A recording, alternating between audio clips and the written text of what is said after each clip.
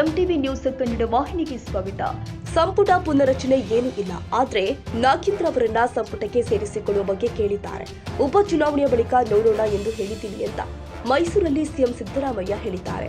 ರಾಜ್ಯದ 3 ಕ್ಷೇತ್ರಗಳ ಉಪಚುನಾವಣೆಯಲ್ಲಿ 3 ಕ್ಷೇತ್ರದಲ್ಲೂ ಕಾಂಗ್ರೆಸ್ಗೆ ಉತ್ತಮ ವಾತಾವರಣವಿದ್ದು 3 ಕ್ಷೇತ್ರದಲ್ಲೂ ಕಾಂಗ್ರೆಸ್ ಅಭ್ಯರ್ಥಿಗಳು ಗೆಲ್ಲಲಿದ್ದಾರೆ ಎಂದಿದ್ದಾರೆ. ಇನ್ನು ಬಂಡೀಪುರದಲ್ಲಿ ರಾತ್ರಿ ಸಂಚಾರ ನಿಷೇಧ ತೆಗೆಯುವ ವಿಚಾರದ ಚರ್ಚೆಗೆ ಉತ್ತರಿಸಿ, ಈ ಪ್ರಸ್ತಾವನೆ ಮಾತುಕತೆ ಯಾವುದು ಕೂಡ ಸರ್ಕಾರದ ಮುಂದಿಲ್ಲ. ಡಿಕೆ ಶಿವಕುಮಾರ್ ಯಾವ ಅರ್ಥದಲ್ಲಿ ಹೇಳಿದ್ದಾರೆ ಅವರನ್ನೇ ಕೇಳಿ ಎಂದು ರಾತ್ರಿ ಸಂಚಾರ ನಿಷೇಧ ತೆರವಿನ ಬಗ್ಗೆ ಕಡ್ಡಿ ತುಂಡಾಗುವಂತೆ ಪ್ರತಿಕ್ರಿಯೆ ಕೊಟ್ಟಿದ್ದಾರೆ. ನಾವು 3 ಗೆಲ್ತೀವಿ.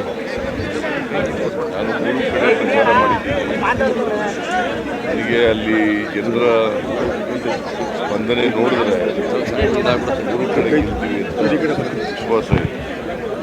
ಸರ್, ಈಗ ಬಂಡೀಪುರದಲ್ಲಿ ನೈಟ್ ಸಂಚಾರವನ್ನು ವಾಪಸ್ ತಗೋತೀರಾ ಸರ್? ಬಗ್ಗೆ ಚರ್ಚೆಗಳು ಆಗ್ತಾ ಇದೆ ಸರ್.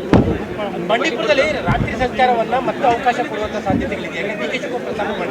ಅದೇನು ಆ ಥರದ ಪ್ರಸ್ತಾವ ಇಲ್ಲ, ಆ ಥರದ ಚರ್ಚೆನೂ ಆಗಿಲ್ಲ, ಪ್ರಸ್ತಾವನೂ ಇಲ್ಲ. ಯಾರು ನನಗೆ ಅವರಿಗೆ ಕೇಳಿ,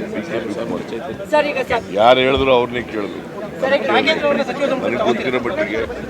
ಗೊತ್ತಿರೋ ಮಟ್ಟಿಗೆ ಸರ್ಕಾರದ ಮುಂದೆ ಯಾವುದೇ ಪ್ರಸ್ತಾವ ಇಲ್ಲ, ಚರ್ಚೆನೂ ಆಗಿದೆ.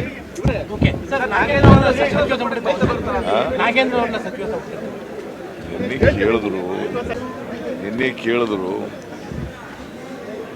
ನಾನು ಹೇಳಿದೆ ನೋಡೋಣಪ್ಪ, ಚುನಾವಣೆ ಎಲ್ಲ ಮುಗಿದಿದೆ, ಪರಿಶೀಲನೆ ಮಾಡೋಣ.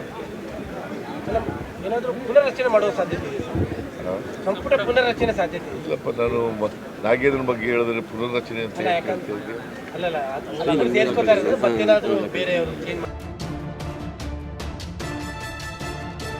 ತಾಜಾ ಸುದ್ದಿಗಾಗಿ ಎಂಟಿವಿ ನ್ಯೂಸ್ 24x7ಗೆ ಸಬ್ಸ್ಕ್ರೈಬ್ ಮಾಡಿ ಮತ್ತು ಬೆಲ್ ಐಕಾನ್ ಅನ್ನು ಒತ್ತಿ. ತಪ್ಪದೇ ಲಿಂಕ್ ಶೇರ್ ಮಾಡಿ.